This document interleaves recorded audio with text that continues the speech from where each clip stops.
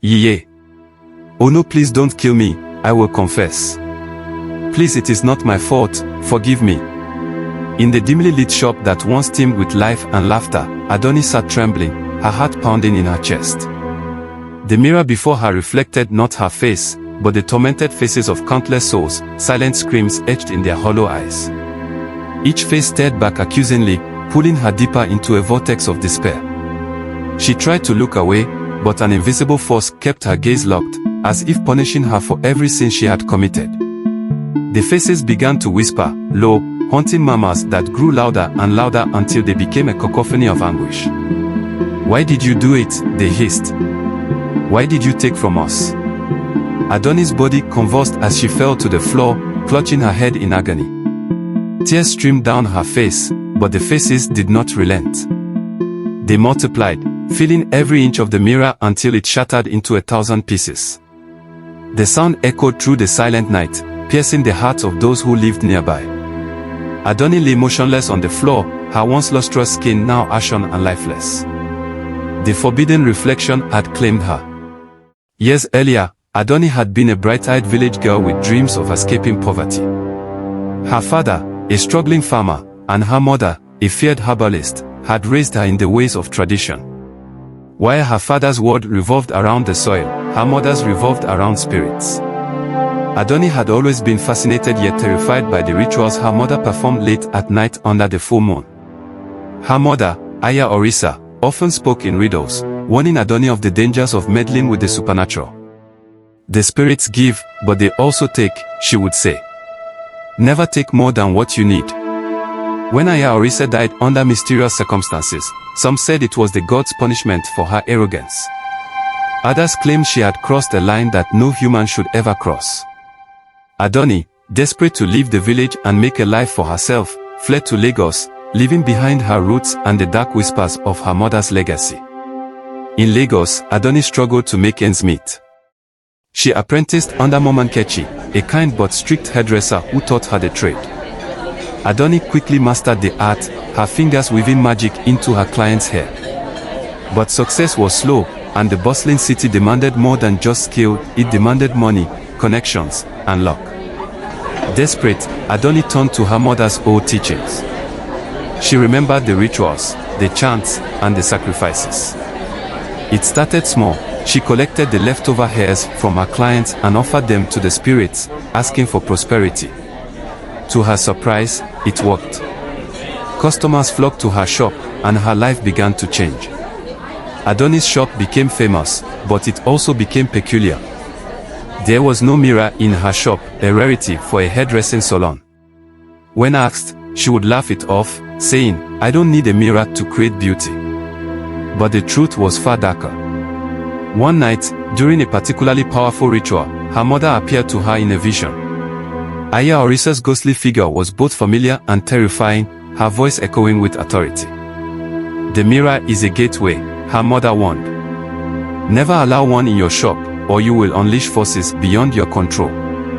Adoni obeyed, but the warning only deepened her obsession with rituals. The spirits demanded more as her fame grew. At first, it was simple sacrifices, offerings of hair, nails, and trinkets. But soon, the demands escalated. Blood, pain, innocence. Adoni, blinded by greed, complied, each ritual drawing her further into the abyss. One fateful day, a young woman named Kemi entered Adoni's shop. Kemi was vibrant and full of life, her laughter infectious as she chatted about her upcoming graduation.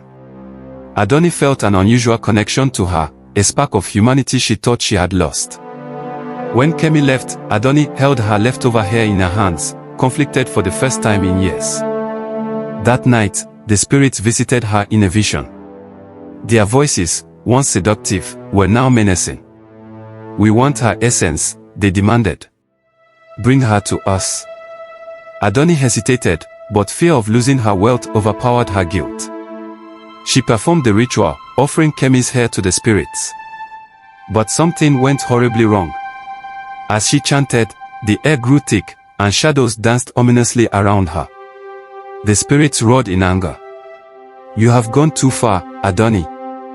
The blood of the innocent cries out for justice.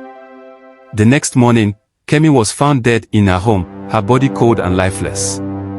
Word spread quickly, and whispers of Adoni's dark practices began to circulate.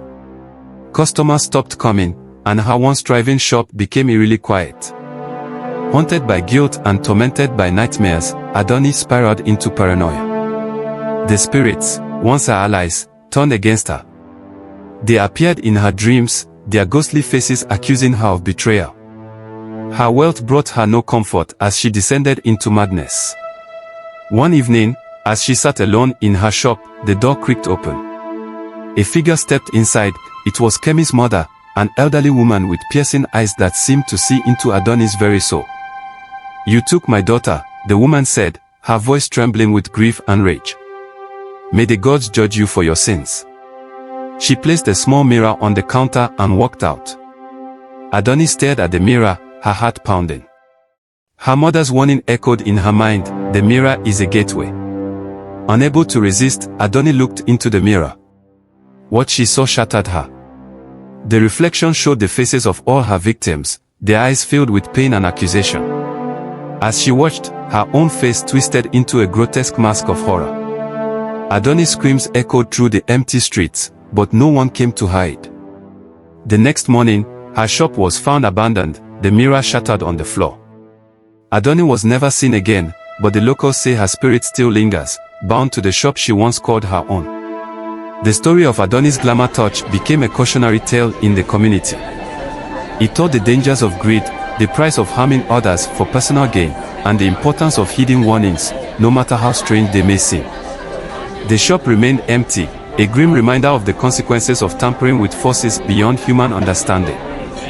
I hope you enjoyed the story. Please subscribe to this channel for more amazing stories of this kind and comment what you think about the story in the comment section. Stay safe and stay blessed.